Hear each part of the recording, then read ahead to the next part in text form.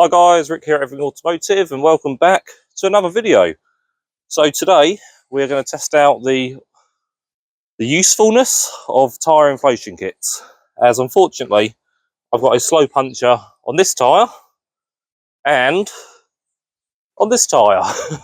And the reason behind that is I may have cut off these gates a couple of years ago and not did a proper job, and as you can see there's a giant bit of metal sticking out of the ground, and obviously at some point I've gone over it and well, up my tyres. So today, instead of taking it to a tyre repair shop, I thought, well, let's actually test to see if these emergency puncture repair kits actually work.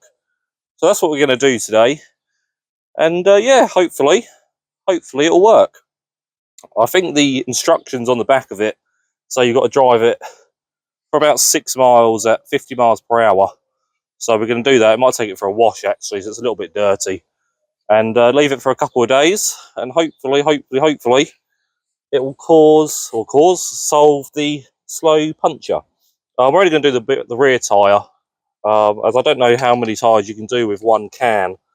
So we're going to probably empty the whole contents in this rear tyre here, as this one goes down a lot more quicker than the front one. And also I really need to think of a solution to stop this giant bit of metal sticking out of my driveway. So yes, that's what we're going to do today. So I hope you enjoy the video, guys, and yeah, cheers. Right, okay, so you obviously join me with the tyre. A few of you are probably wondering why I don't just take it to a tyre garage for them to, do whatever they do with temporary repairs. And there's two reasons, really. Number one, that wouldn't make a very interesting video, and I want to find out, if these actually work. And number two, as you can probably tell, the state of this tyre, there's a chip there. There's not a lot of life left on this tyre. For me, I wouldn't really want to take it on any kind of motorways or anything like that. I think these tyres are pretty much done, so I wouldn't want to go faster than 50 with them. So that's why I'm doing it. I need to get 4 new tyres, really. But, we'll wait till the summer. So we're going to make do with what we've got at the moment. And yeah, so hopefully this will fix the tyres. Hopefully. So the instructions... Oh, the instructions on here say you've got to just put it into the tyre and drive it for 6 miles at 50 miles per hour, or max speed of 50. So that's what we're going to do. It's going to be quite a quick video today, guys. And yeah, okay, let's put it in. Also, I need to fix this giant bit of metal sticking out of my driveway. Right, okay, so let's put it in. Right. Okay, there it goes. We'll put the foam in now. Right. Okay, so foam's going in. I don't know if you can see that on the camera. Just kind of got to give it a bit of a shake. Seems to be going in fine. I don't really know how many cans you need. Probably just 1 can per tyre. Still going in. Right. But it's not going in anymore, so that's good. Okay. Blast the foam. Oh.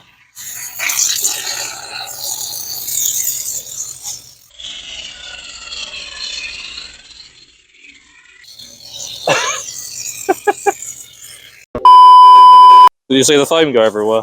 Yeah, I forgot to shut it off when I pulled out the tyre. Right, note to self.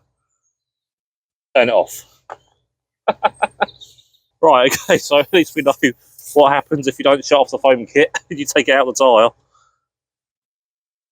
Right, I'm just going to get this off my wheels before it goes rock hard.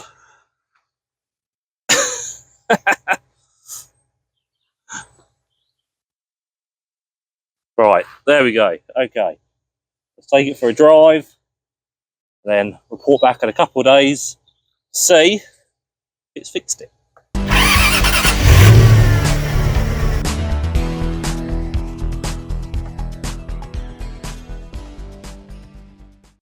Right guys, so it's now 2 days later, and what I should have said actually on day one, we usually put about 40 psi in these tyres. It's 22 inch, it's just your standard psi, and I leave it for a couple of days usually, and it goes down about 5.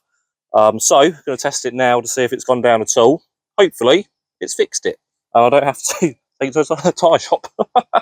So yes, we're going to put it in now. We've got the little action camera, and hopefully it's still got 40 psi.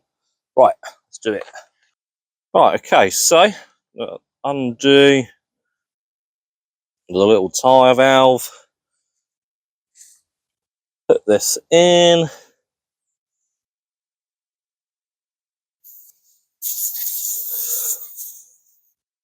Okay, and we are on, look at that, just over 40 psi. I think it's worked. What a success. What an absolute success. That's great. Okay, that's really good. Actually, it's about 41 psi, so that's where obviously the can's gone in, giving it that extra one. That's brilliant. Awesome. Okay, we'll put that back in. Right, I'll leave that down there. So there we go. Holt's emergency puncture repair kit. It works. Hooray. Hooray, hooray. So perfect. So yeah, I'll recommend this, guys. It does actually work. I'll take back everything I said about foam kits. Actually works. Makes you want to do that tyre now. Still got about half a can left in it. I don't know if that's just going to be liquid though, as I probably used up all of the pressure in this tyre here. So yeah, if you do have a slow puncture and you don't want to take it to a tyre garage, or you're just stuck at the side of the road, use Holt's emergency puncture repair for your tyre. I'm still going to have to get a new tyre though, obviously, because there's little slits in it. So it's not something I want to drive around on the motorway. So I'm going to need 4 new tyres anyway, but at least it'll stop me, you know, pumping it up. So that's good. That's good. There we go, guys. There we go. So if you do enjoy my videos, please subscribe, like, and share. Okay. Cheers, guys. Take care. Bye.